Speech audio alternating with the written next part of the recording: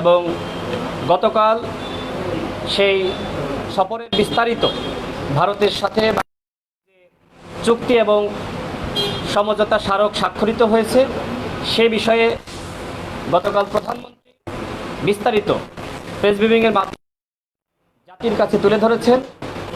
গতকালকের প্রধানমন্ত্রীর press briefing এবং বাংলাদেশের স্বাধীনতা সার্বভৌমত্বকে বিকিয়ে দিয়ে যে ধরনের একতরফা চুক্তি এবং সমঝোতা স্মারক স্বাক্ষরিত হয়েছে তারই প্রতিক্রিয়ায় আজকে গণ অধিকার পরিষদের পক্ষ থেকে আমরা সংবাদ সম্মেলনের আয়োজন করেছি।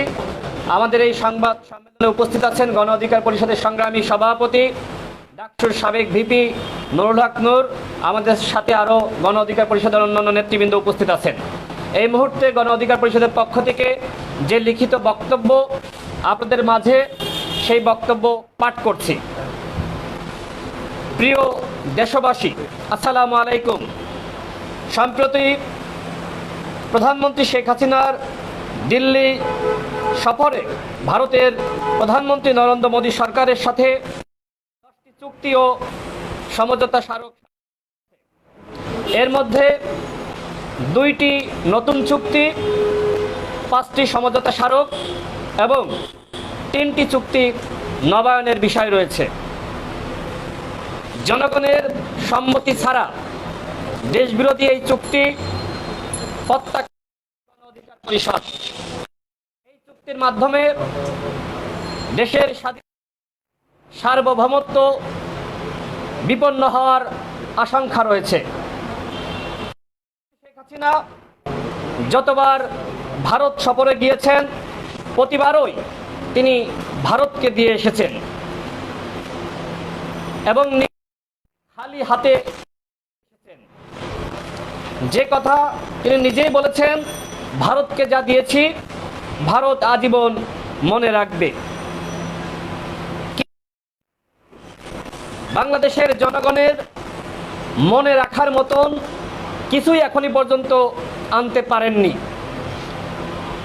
19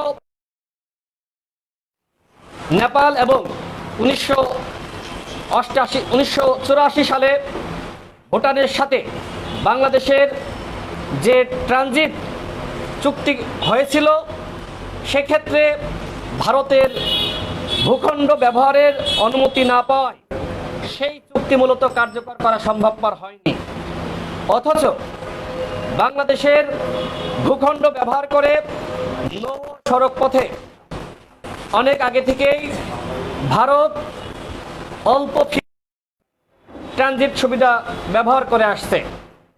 এখন আবার সর্বশেষ যুক্ত হয়েছে রেল।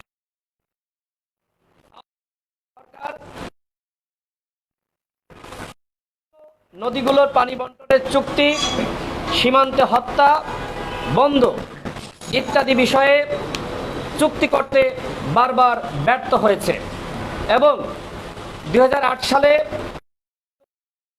এবং সর্বশেষ 24 সালে যে জাতীয় নির্বাচন একতরফাভাবে ভারতের সহযোগিতায় অনুষ্ঠিত হয়েছে, মূলত দেশের স্বার্থ বিকিয়ে দিয়ে তারই পুরস্কার স্বরূপ ভারত এইবার যা চেয়েছে প্রধানমন্ত্রী ভারত সফরের মাধ্যমে তা উজাড় করে দিয়ে এসেছেন। প্রিয় সাংবাদিক ভাইরা, দেশবাসী, কানেক্টিভিটির নামে বাংলাদেশের বুকের উপর দিয়ে ভারতের এক প্রান্ত থেকে আরেক প্রান্ত পর্যন্ত রেল যোগাযোগ, ডাক ও টেলিযোগাযোগের সমঝোতা, কৌশলগত এবং অপারেশনাল খাতে সামরিক শিক্ষা সংক্রান্ত সহযোগিতা, ঔষধ সংক্রান্ত সমঝোতা, বাংলাদেশের জলসীমায় ভারতের অবাধ বিচরণ এবং ভারতের ইন স্পেস ও বাংলাদেশের ডাক ও মন্ত্রণালয়ের মধ্যে সমঝোতা, রেল মন্ত্রণালয়ের মধ্যে সমঝোতা, সমুদ্র বিষয়ক গবেষণায় দুই দেশের মধ্যে সমঝোতা ইত্যাদি সমঝোতাগুলো এবং চুক্তিগুলো ব্যাপকভাবে বাংলাদেশকে ক্ষুণ্ণ করেছে। সকল সুবিধা প্রদানের বিনিময়ে কিছুই অর্জন করতে না পারা ডামি সরকারের ব্যর্থতা এবং পররাষ্ট্রনীতি। গতকাল প্রধানমন্ত্রীর প্রেস ব্রিফিংয়ে তিনি সুস্পষ্টভাবে বলতে পারেননি যে তিনি ভারত সফরে কি কি অর্জন করেছেন, বরং এক মাসে 2 বার ভারত সফর করতে পেরে তিনি এক ধরনের গর্ব প্রকাশ করেছেন। এবং সেই প্রেস ব্রিফিংয়ে তিনি সমঝোতা এবং চুক্তির মূল বিষয়গুলো এড়িয়ে গিয়ে বরং সেখানে বিভিন্ন গতানুগতিক বক্তব্য দিয়েছে। অযাচিতভাবে ডক্টর মোহাম্মদ ইউনূসের প্রসঙ্গ এনে মূল আলোচনা থেকে জনগণের দৃষ্টিকে ভিন্ন খাতে নেওয়ার। প্রিয় সাংবাদিক ভাইরা, এছাড়া তিস্তা যে প্রস্তাব দেওয়া হয়েছিল সেই প্রস্তাব গ্রহণ না করে বরং ভারতের মাধ্যমেই প্রধানমন্ত্রী এই তিস্তার যে মহাপরিকল্পনা সেটা বাস্তবায়ন করতে চান বলে তিনি গতকাল জানিয়েছেন।